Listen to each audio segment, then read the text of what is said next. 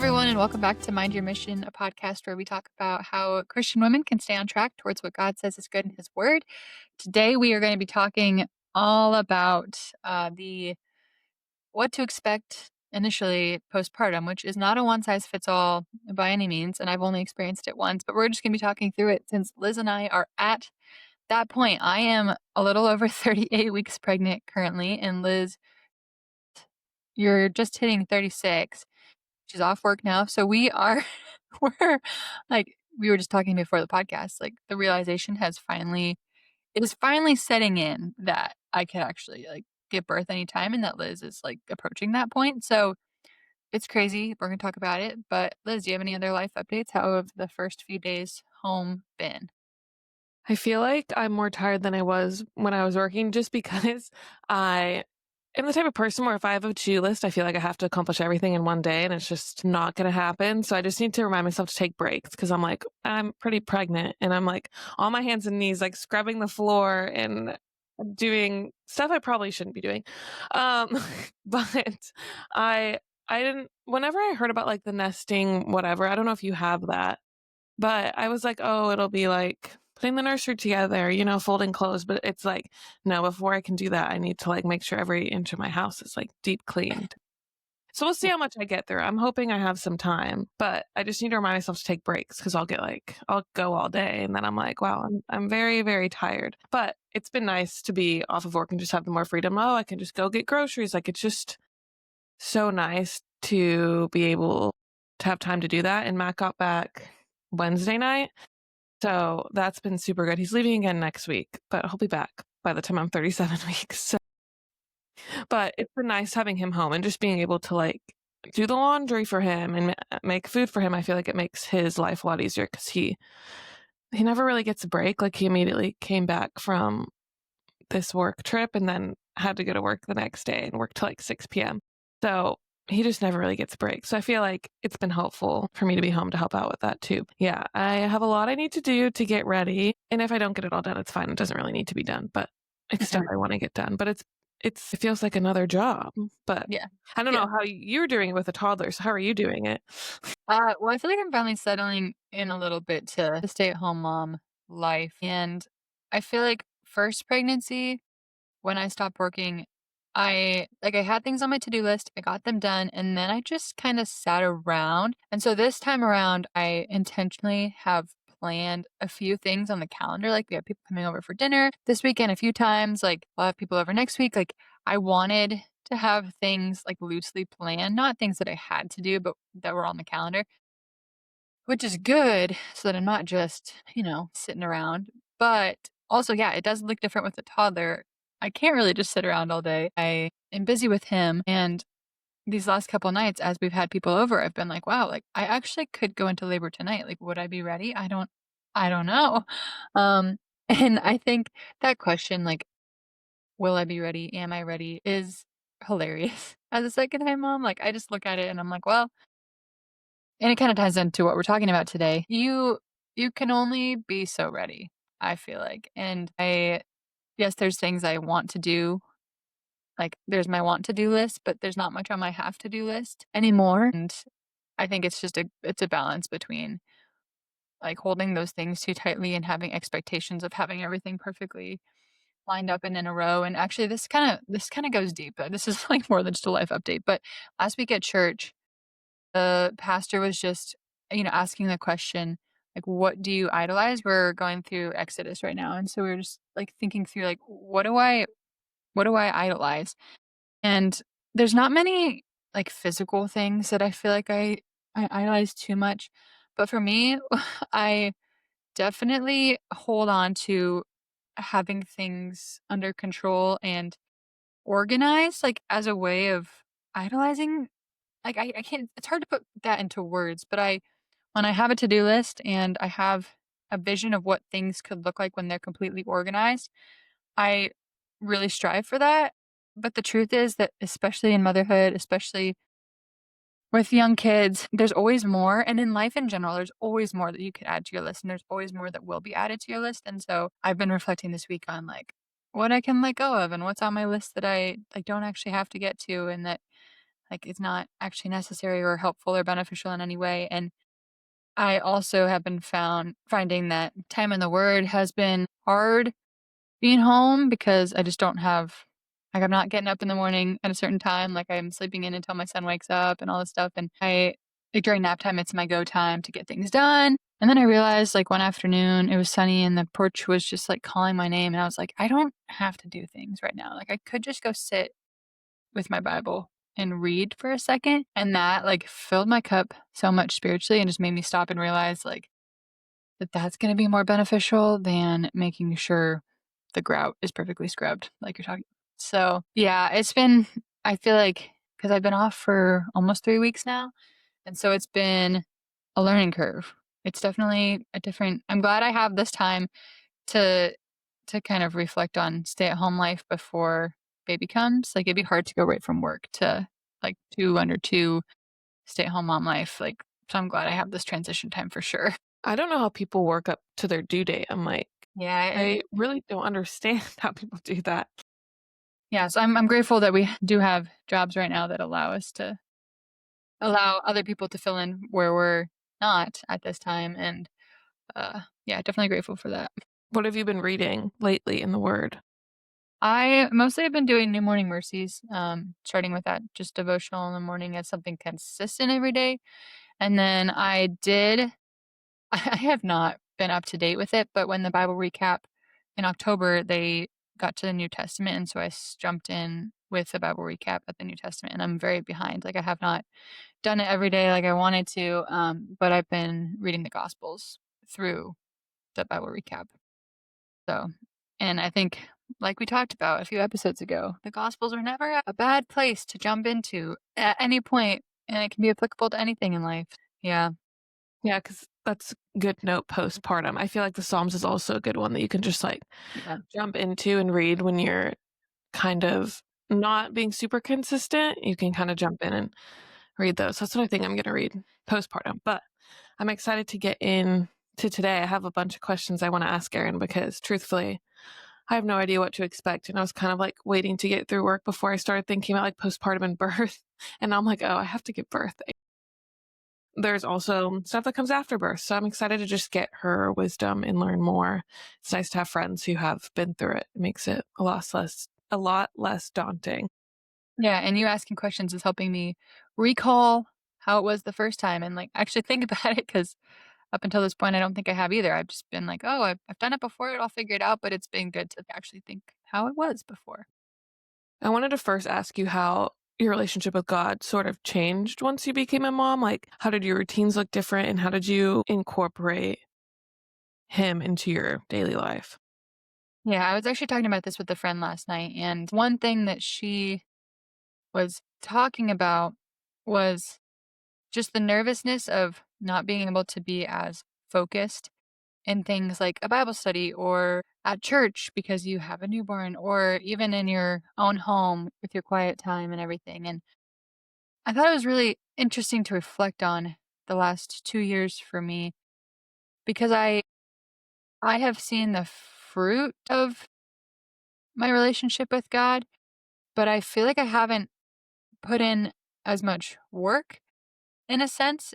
And what I realized is that the design of motherhood is so intentionally created by God to allow us to continue to grow, even though it looks different than like the college season of life or the like just married without kids season of life. What I mean by that is I haven't spent hours in the word, but I learn through discipling my son. Or I haven't spent hours in the word, but the patience that I have to learn with him now having emotions has grown me. And we were talking about also just the way that time works in those first few weeks, months, years with a kid. And like if we're talking practically like what to expect after giving birth, really if especially if you're breastfeeding on a 3-hour cycle, like you'll feed for roughly 45 minutes, and then with the rest of the 2 hours and 15 minutes, you'll either change diaper, maybe get something to eat, maybe go to the bathroom, maybe get one thing done in the house, and then you're feeding again. So time is really limited and forces you to prioritize. And over time, what's really cool, again, about the design of motherhood is that as they sleep longer at night, as they have longer awake time during the day, like the cycle changes and allows you more time. But from the very beginning, it strips all your time away, and then you have to very intentionally, one thing at a time, figure out what you're going to add with any extra time that you do have, if that makes sense.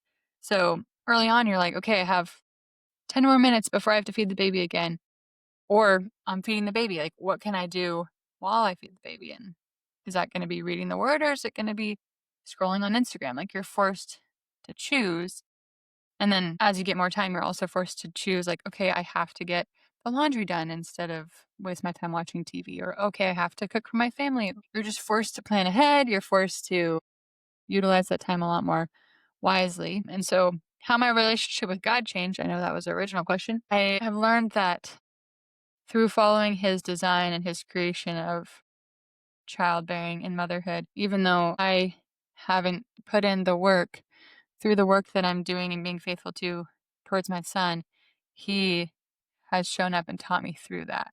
So it's less focused like theology, learning about theology and being mentored and being in small group and having really deep conversations with people. Like all that stuff is amazing and I miss it in a sense. And I feel really lucky when I do get to have that time. But my relationship isn't any less strong because of that. He's met me where I'm at. It's encouraging to hear that you were still able to grow in your faith even if you didn't have a ton of time. Were you able to do a quiet time? I feel like you were doing the Bible recap, like freshly postpartum. Like, what did that look like for you? Yeah, I guess like yeah, I started in January and that's when Weston was born. So I would put my AirPod in and listen to it initially. Like initially when I think for the first month or so of the Bible recap, because Weston, his naps were not very long, and a lot of them were either on me or like on the go naps. And so when I would feed him, I would put an AirPod in and listen to it, and I'd have it on my phone too. But I would listen to it. That's how I like got through the Bible recap initially. And then once he started having a bit more consistent nap time around a month old, that's when, like, the first nap of the day, I would force myself to do it, to sit down and do it. So that's kinda what it looked like initially. I I was actually talking to my husband about this, a few days ago. It's just as easy, well, it's just as simple to pull out your Bible in your nursing chair as your phone. Like, if you just have your Bible on your nursing chair, that's what I want to do this time because having it to read on my phone was not ideal. So I would recommend just keeping your Bible on the arm of your nursing chair. It is harder to read with one hand in a book than it is like on your phone. And so part of me is like, maybe I should get a Kindle. I'm trying to like find an excuse to get a Kindle. But I would just recommend having it there. That way the temptation is to grab the Bible versus grab your phone. Yeah, I was wondering, like, what did you have any spiritual rhythms during breastfeeding? You read during when you were breastfeeding or during his nap? Or what would you do when you were breastfeeding? Because I want to be intentional, not just like scroll the whole time. I Well, definitely fell into that sometimes, but that's one thing that was hard too, is I would have a timer on my phone for, like, how long I was breastfeeding, and so, like, I had to have my phone with me. This time, I'm just gonna, like, use my watch or look at the clock, like, there's other ways to do it. Anyway, that's one thing I've realized I'm not gonna do this time is have to have my phone for breastfeeding. The night feedings, I feel like I was pretty consistent with prayer during those times because I knew I didn't want to have my phone on for the light stimulation, both for me and for Weston. Like, I didn't want like, I knew that his brain would be more stimulated and he would struggle going back to sleep if I were on my phone. So I didn't ever have it at night, which I'm really thankful for, and that time I would specifically pray over him and then over the breastfeeding experience because in those first few weeks, it was, like, hard and kinda painful, and I was exhausted too, like, I kinda forget that, like, you're actually tired, and so I feel like I had to pray in order to stay awake. Like, I didn't wanna fall asleep if I had to be, like, actively talking, like, to the Lord. So that's I feel like the nighttime feedings were my prayer time. During the day, I often fed, like, in the living room, like, I liked being with other people, like, my husband and my sister were there, and so I liked not like, going away 'cause you're feeding all the time, and so if you go away, like, every single time you feed, then you're, like, never interacting with people, and so I like to be with people and, like, we would watch movies or 'cause it was Christmas time.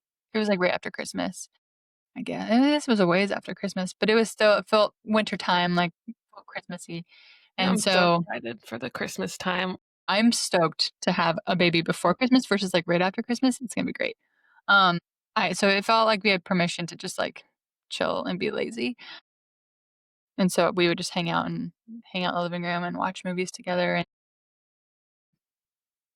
that's mostly, like, during the day until then we tried to venture out, and then it's just, like, most of the time I feel like I was just sitting there staring at him, honestly.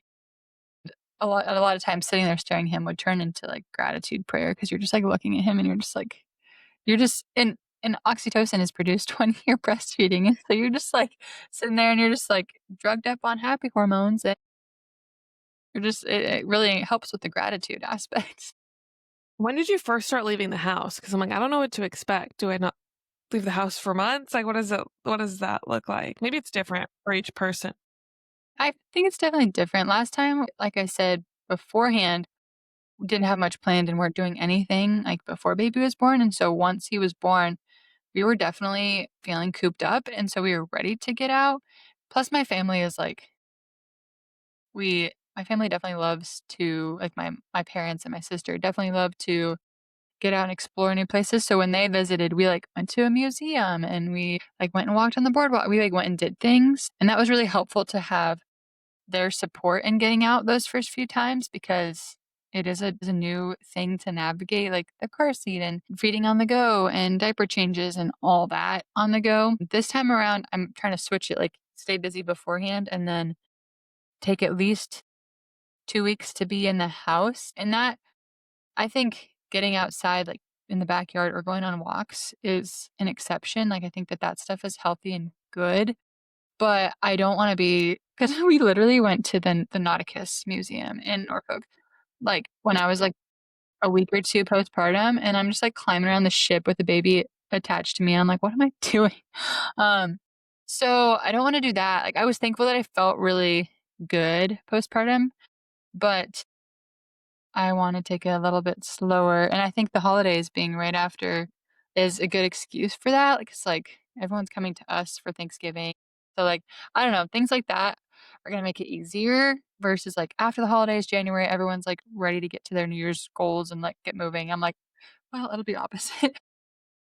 But I would say ideal for me would be to be in the house for 2 weeks. I think the 5-5-5 rule is a little bit ambitious, like, I cannot imagine, like, staying in my bed for 5 days straight. That just seems like a lot for me personally, but I'd love to do, like, a 3-3-3 kinda concept where I'm, like, in bed mostly for 3 days, in my room and around the, like, bed and maybe downstairs for 3 days, and then for sure in the house maybe for, like, 5 days, so, like, a 3-3-5 or something like that, like, do that same concept so that I'm getting the rest, but not as strict as the 5-5-5. That's just a lot of time that I feel like I like to get out and like to be outside. It'll be different with 2 because like, we'll have a, like, toddler who needs to get outside in a sense, like, he'll probably wanna go to the library or wanna do things or and we'll probably want that for him because him cooped up is not the best, and I think you learn to be more flexible with 2, like, I didn't baby wear with Weston until, like, a month in, but I definitely wanna baby wear more from the get-go with baby girl. So, anyway, that's, again, not a one size fits all, but I would recommend establishing some sort of rest period for yourself and prioritizing that, but also letting there be room for what you're feeling and what's gonna fill your cup, because that's different for different people. For some, it's getting out and being social. For some, it's staying in and resting and watching TV and, doing things around the house. So, I would kinda have a plan, but then leave room for flexibility in it. Yeah, my family's coming for Christmas and I wanna be able which is, like, roughly a month, so it should be fine, but I wanna be able to do, like, fun Christmas things with them and Yeah. not, like, be but I guess I don't I really feel like need to be worried about that. that's a really reasonable goal and expectation, like, stay home, like, whether you give birth before or after Thanksgiving, I don't know, but yeah, be home, that first little bit of time and then kinda save your fun endeavors for when your family's there. Because then, again, they can help you too, like, getting the stroller out of the car and, like, work on like, they can hold the baby while you I don't know, you figure out different rhythms and they're experienced. I forget that, like, my parents know what it's like to have a baby, like, even though it was a while ago, like, they've done it, and so they were really a really big help. Did you have any sort of expectations postpartum that you had to let go of, or were you pretty gracious on yourself? Like, I don't know if there's physical expectations you had or anything like that that you kind of struggled with postpartum. Yeah, I would say physically, I wasn't first pregnancy was not doing a good job of, like, taking care of myself before baby, and so this time I have higher expectations for myself postpartum than I feel like I did first pregnancy, which I think is healthy in a sense. For me, it was almost the opposite of what I feel like most women experience, like, I had 0 expectations, and then I was pleasantly surprised with the healing journey and able to get back to things sooner than I wanted to. Well, sooner than I thought I'd be able to. Uh, this time around, I feel like I might have to, like, manage them a little bit better since I have been moving and wanna be moving. I definitely feel like I'll have to manage that differently this time around.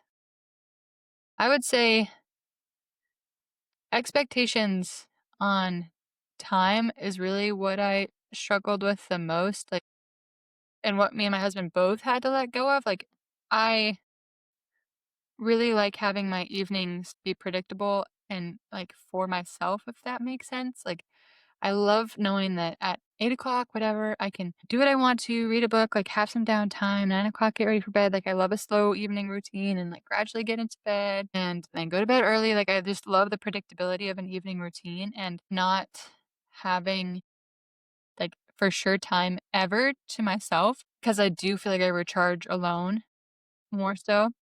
Never having that time initially was an expectation that I had to let go of, and, like, I think I sent you this video, but there's one video I I took of myself, like, crying where I was talking about, like, when you have a hard day, usually you at least know, like, at the end of the day, you'll go to bed, and you'll have like, a good night's sleep, and then you can wake up refreshed the next day. And postpartum, that that concept doesn't really exist. Like, there's no, like, "Okay, go to bed, reset for the next day." Like, your your duties continue throughout the night initially, and so that's, I think, where expectations I had expectations that were not met. Postpartum, it's just, like, I had no time to myself, but also for me that like, you hear about that a lot, like, as a new mom, like, make sure you take time to yourself, make sure you have, like, people to help you so you can take time for you, and time for me, it wasn't that I needed to go get my nails done or that I needed coffee, it was just that I needed, like, a minute to sit and go take a shower and, like, be alone for a second to reset, and so I had to learn how to communicate that since it did look different. It does look different for everybody, like, what I found as being the time I needed to reset, it looks different than, like, other girls, and so learning to communicate that was, like, where I struggled, I think. Going back to that and having time for yourself, something I'm worried about. I'm pretty sure Matt will probably be gone like majority of the year next year with how things have been going at work. And I'm pretty sure Nolan went on a deployment when you had your baby right after. So I wanted to ask how you kind of dealt with that and how that was for you because I'm kind of worried about that.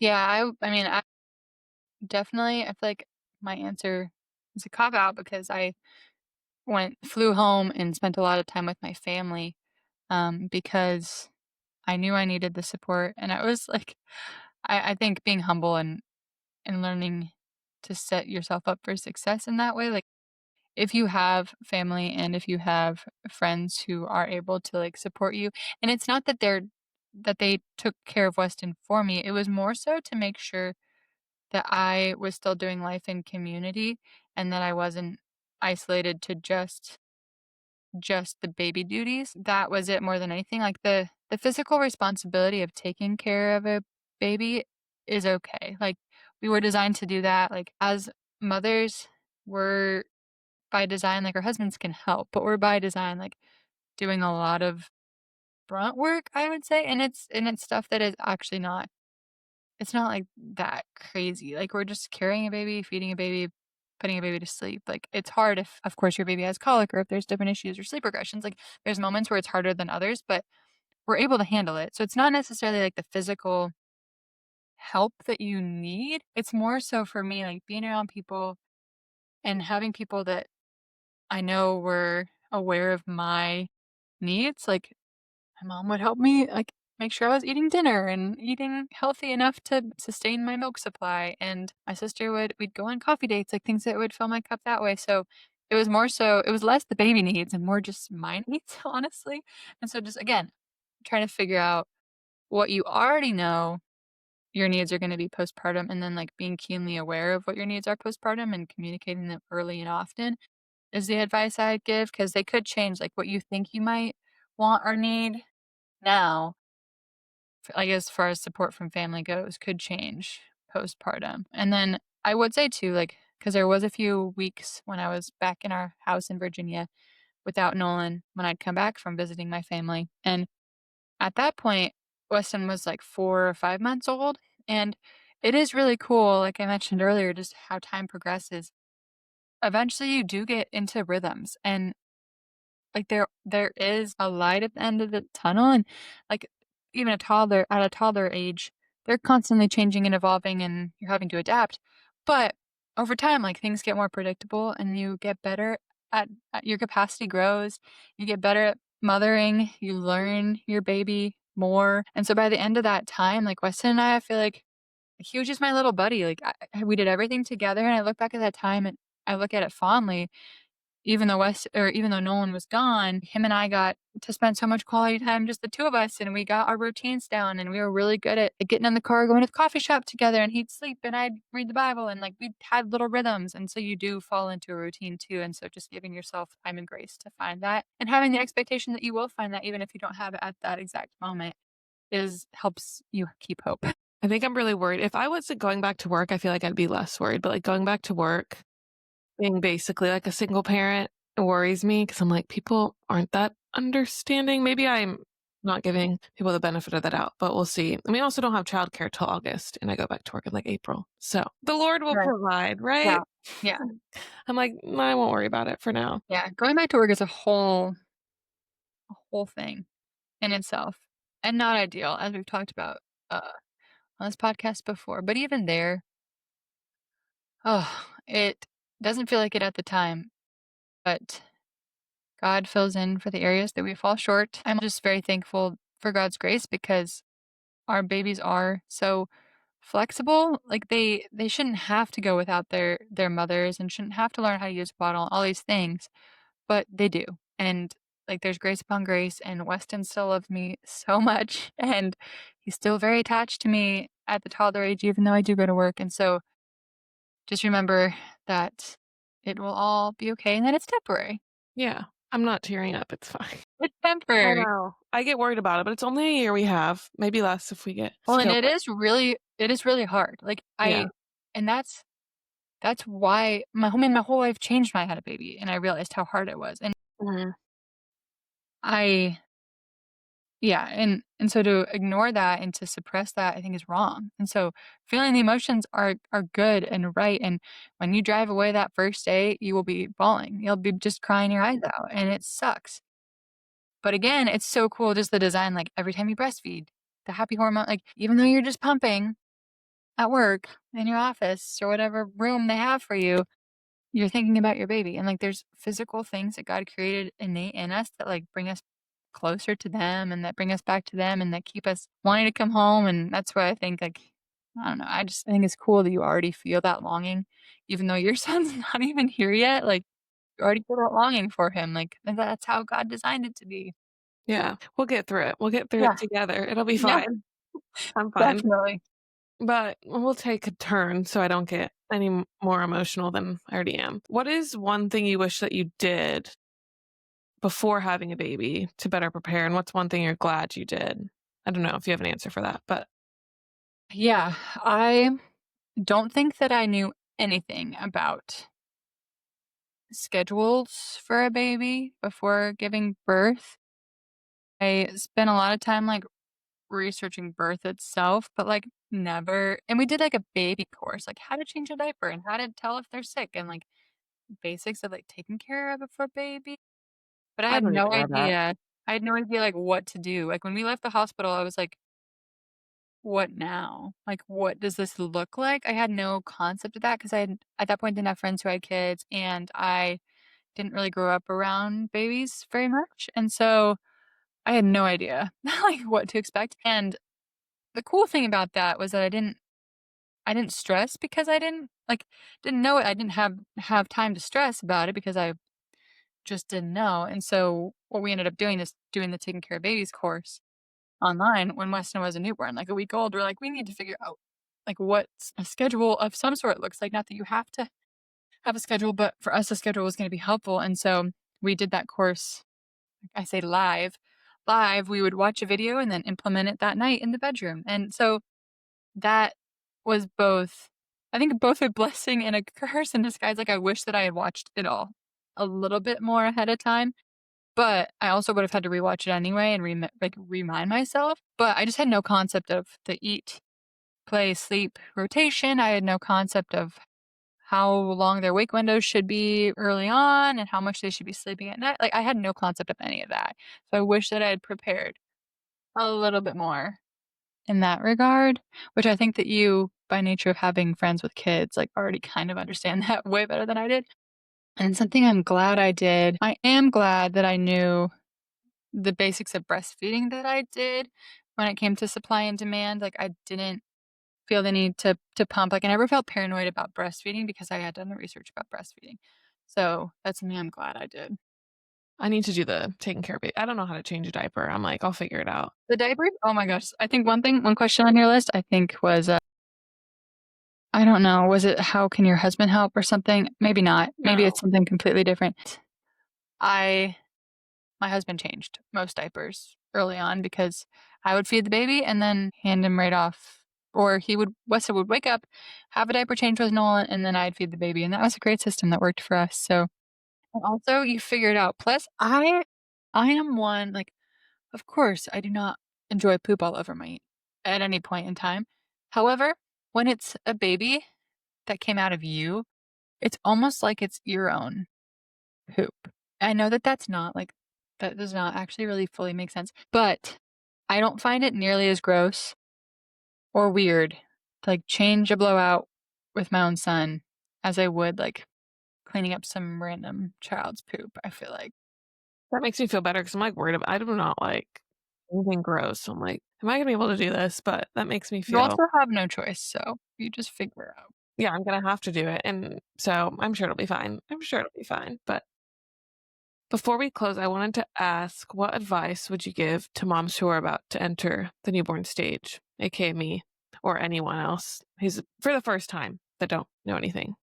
Yeah, I would say be prepared as much as you can, as much as you feel like is necessary, but also take it as it comes.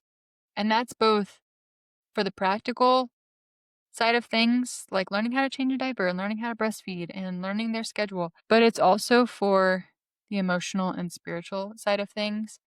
Take the emotions as they come. Don't suppress them. Don't try to force them away. Take them in, feel them, sift them through what God says in His Word on how we should feel emotionally, and then move forward. Like they, I think when it comes to like baby blues or postpartum depression or any of those feelings, I think it can be really daunting and scary. But when your body just pushed out a baby, there's a lot of hormone, like there physically are just so many hormones happening, and like that's a lot your body's got to manage, and so let it manage it. Your body knows how to manage it if you let it. And then when it comes to the spiritual side of things too, take it as it comes. Learn how to recognize God in the wee moments of the night where it looks different than just sitting and reading your Bible, but you see like, oh wow, like it might be 2 a.m., but the moon is really beautiful. God, thank you for creating the moon. Like just take it as it comes. As things happen and as you face new challenges, as your baby gets sick for the first time, as you, I don't know, get mastitis, hopefully not, but things like that, like you never know what's gonna happen. You Did never you know. get mastitis? I never did, Okay. thank the Lord. Hoping to never get it in my life because it sounds awful. But everything like that, like, Weston luckily didn't get sick either early on, but my husband was gone. So, like, just it's gonna look different for everybody. Take it as it comes and don't jump to Google. ChatGPT wasn't actually a thing when I had my first baby, which is probably great. ChatGPT is very helpful, but I'd recommend asking friends first before you go. Well, I would say ask the Lord first before not necessarily for like the actual logistic. Like you don't have to say, God, which medicine is gonna be best for my baby right now? But ask him like, God, please be in this decision. Help me seek wise counsel. Like pray about it first. Ask a friend or a mother or a mother-in-law first and then go to Google. Like that's kind of how I wish I filtered things because there's just so much out there and the internet has every right answer and every wrong answer. So just ask your community first, rely on the Lord for his strength, and take it as it comes. That's great advice. Thank you so much for sharing. Did you have anything else you wanted to share Um, before we close out or no? I don't think so. Like I said, I'm reflecting on all this myself, and it's all a blur, but like the good kind of blur. Like when you first brought up this concept for a podcast, I was thinking about like in the hospital how like the second you give birth and they get everything cleaned up, and then the nurses leave, you like sit there with your baby, and you're like, you look at your husband, and you're like, huh? Like you just have a moment of, okay, this is life now, and this is okay. How do we do this? They just left, and now we have a baby, and we got to figure it out. And depending on the time of day, obviously, it can affect different emotions too. But like for us, it was like 11 p.m. when that moment finally came. Like after things had calmed down and everything, and we're like, how on earth are we supposed to sleep? Like I'm exhausted, but also I have this baby now. Like and so it. I just was reflecting on that, and the it's cool too because you get to do it all with your husband, and it grows you so much as a couple, as together as one. And I'm just really excited for you. I I think there's just so much about God's character that's revealed in those first few days, first few moments, first few months, first few years. And I'm excited for you to experience it all. And I am here for you as you walk through it all. I'm here for you too, even though I don't know anything, but it's nice having a better idea because, like, before my friends had babies, I didn't realize, like, how much support you kind of need. So I'm like, oh, now I can be a better friend too because you don't know if you don't have a baby. Like, you don't understand this. Like, people even like wanting to hang out and stuff, like in the evening, it's like, you don't understand the Yeah. schedule or like, Or a Bible study that goes till 9. I'm like, oh no. like, no, I can't be doing that. So Yeah. now I'm grateful to at least have more understanding of that. Yeah. Yeah, I'm excited for you, and you're gonna do great because God designed you for this role, and He designed your baby just for you guys. So I'm so excited to like meet him, and I can't. It's so crazy because one of our friends just had her baby, and she was a week ahead of me, and I'm looking at her baby, and I'm thinking like that's literally like what my baby would look like. My baby looks like a baby. Your baby looks like a baby. Yeah. Like My absolute is 6 pounds today. I was like, that's a baby. yeah, that's a full living could be born baby. Yeah, which is crazy. Yeah. Hopefully I have a little bit longer. Yeah, we'll see. But thank you everyone for listening to mostly me ramble today, and just reflect on my own experience. I hope it was helpful to anyone out there who is a new mom or a second time mom. I feel like I'm always learning new things, um, even though I've done this before technically. I thank you all for watching. Thank you for supporting us as we jump into to 202 for me and for new mom life for Liz. We'll see you next time whenever that might be. This has been Erin and Liz helping you mind your mission.